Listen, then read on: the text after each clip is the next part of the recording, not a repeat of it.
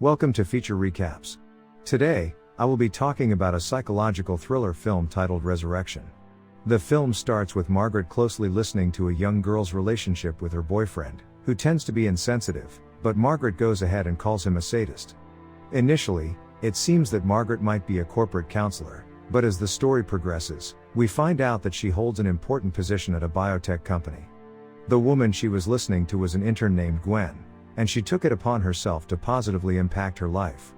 Margaret is mostly seen in blacks, grays, and whites, nothing that will draw any attention to her. The only color in her routine lifestyle is Abby, her 17-year-old daughter. Margaret seems to have her life together, we don't see anything that is out of place. She is the perfect employee. She shares the bed with her married colleague whenever she desires, and she has a nearly perfect apartment that she shares with her daughter. Unlike Margaret's end of the apartment, Abby's room is a mess, which indicates how there are spaces and people she cannot control. Her daughter will be going away to college, and after 2 weeks, she will turn 18. Margaret was coping with the idea of her daughter no longer being with her all the time. One day, Abby showed her mother a tooth she found in her purse. It wasn't hers, and she did not know to whom it belonged. It just appeared. Even though it was strange, Margaret did not give much thought to it, but it was the beginning of the arrival of a past she had left buried. Margaret panicked when she was informed that her daughter had fallen off a bicycle she was riding with her friend. We further learn how overprotective Margaret was of her daughter by not allowing her to learn to ride a bike. While she believed she was protecting Abby, her daughter often felt trapped. One day, her overprotectiveness turned into maddening despair once she noticed David Moore at an annual conference. This is a super tense scene where everything around her becomes a blur, and her heart starts to pound rapidly. She runs out of the conference hall to her house to check on her daughter. Abby was surprised by her mother's sudden arrival and knew something was wrong with her, but Margaret refused to tell her the truth and blamed it on her health. She stopped Abby from leaving the house. She alarmed her about a danger looming around her from which she must be protected. That night, she has a nightmare about a baby left inside an oven, a gruesome, horrific image which shows the baby charred, and she reaches out to touch it before she jolts awake. She starts to unravel, subtly but surely. She snaps at Gwen and forces Peter to have a tryst on the bathroom sink. Abby notices that she is becoming more suffocating than usual, and one day when she is out shopping with Abby, she notices David again, which freaks her out. After a disastrous business presentation which Margaret escapes from to take a breather at a park, she notices David in the park and finally gets the courage to confront him. She went straight to him at the park, directly threatening him to stay away from her and her daughter. The man in question initially pretended to not know her, though later, he left phrases for her to solve. He mentioned that Ben was with him. This remark startles Margaret, but she fires back by accusing him of being a liar.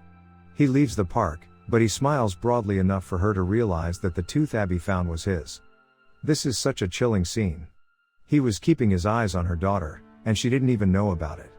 Margaret approached the police for help, but she had nothing to charge him for.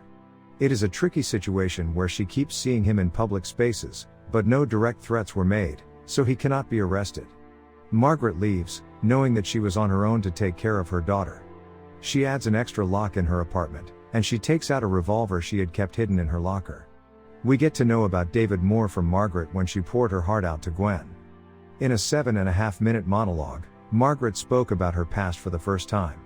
The long take with restricted camera movement, focusing only on Hall's expression as she narrated her horrific past, was hard-hitting.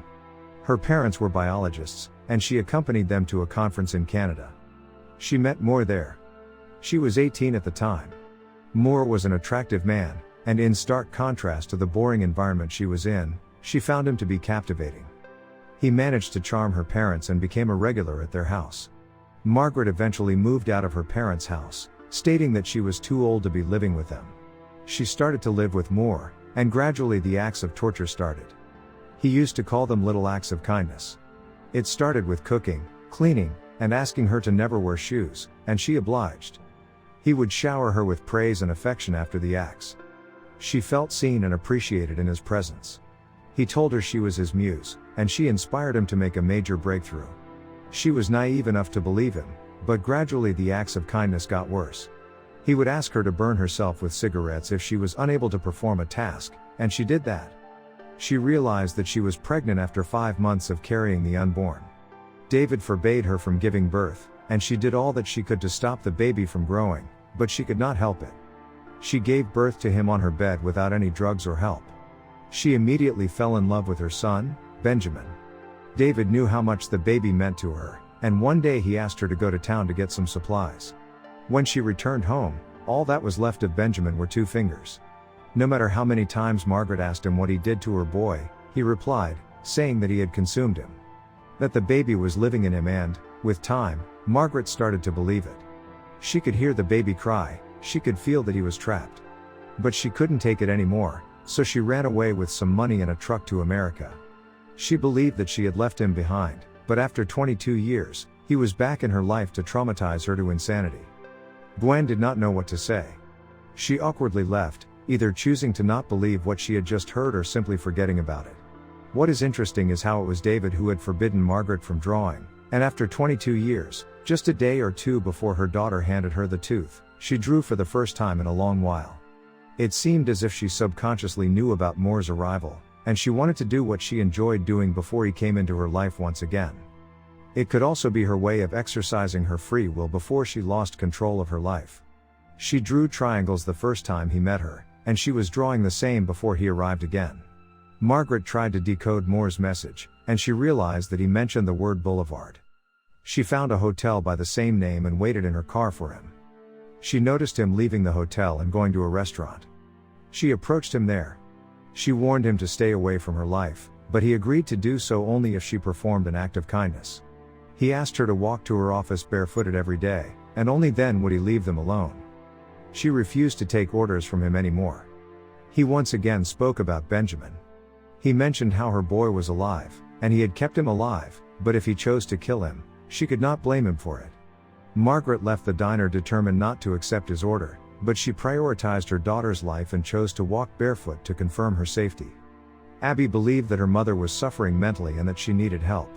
She could no longer stay confined in her room, away from a danger she had never seen or heard of. Margaret started to stalk him at night and went into his room when he was away. She found the cloth she used to wrap her baby in. She took it with her to her apartment and slept holding on to it.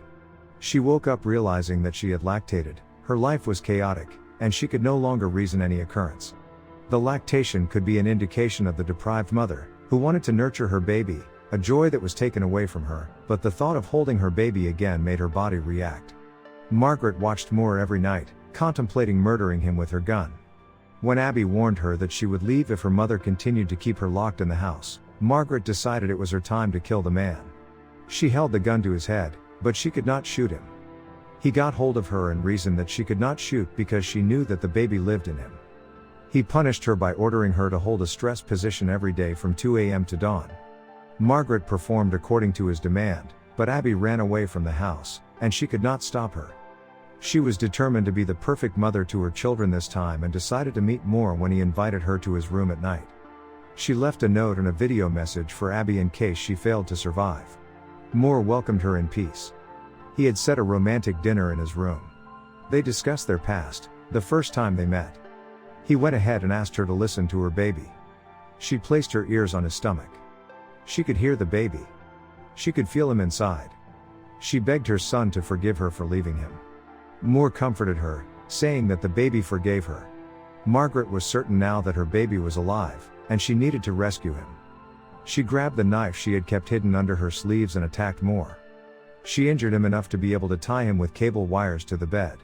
Moore warned her that the baby would only be alive if he was alive, so she decided to rip open his body while he was conscious. Moore died in the process, but after pulling out his organs, she found her baby hidden underneath. She was able to rescue him, finally, after all these years. Resurrection ends with Abby coming back home to visit her mother. The rooms are oddly bright, giving us a sense of it being a fragment of imagination. She enters her mother's room. We witness Margaret holding Ben in her arms. Abby carefully holds her baby brother. She enjoys his company. She expresses her gratitude to her mother for saving her from the luring danger. She was no longer afraid now, and that was only because of Margaret. She smiled hearing her daughter. She was able to protect her children and become the perfect mother that she had always envisioned to be. As the camera goes close to her face, a piece of ominous music starts to play, indicating how reality might be far from it. Of course, the ending is open-ended, leaving it to the imagination of the audience. What can be confirmed is that what we witnessed, in the end, was far from reality.